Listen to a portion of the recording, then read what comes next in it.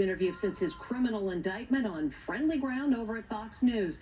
And much of what he said is being met with skepticism, particularly his claim that officers inside the courtroom were so upset that they were crying. So far, absolutely no one backs that up. Here's Les Trent. Donald Trump's claim that court officers wept at his arraignment last week is being met with a huge dose of skepticism today. They were actually crying. They said, "I'm sorry." They say, "2024, sir, 2024."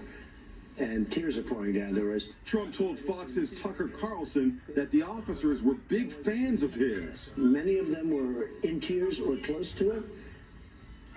Many apologists were sorry, sir. We're sorry. But the head of the Court Officers Association tells Inside Edition, "I didn't see anything."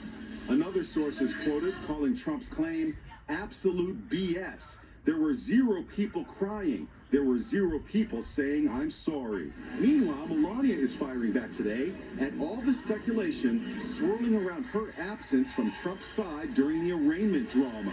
The New York Post claims Trump pleaded with Melania to show public support for him by sitting at his table for Easter Sunday brunch.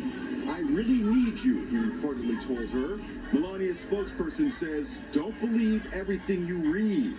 We ask readers to exercise caution and good judgment when determining whether or not stories concerning the former First Lady are accurate. Stephanie Grisham served as Melania's chief of staff at the White House. It sounds like she's pushing back at this negative narrative. When I read that statement, I shook my head because it was such a typical Melania statement. It was a non-statement. She needs to put something out that says, "I support my husband running for president," or "I am not angry about my husband and this Stormy Daniels nonsense," but she won't. This is just her way.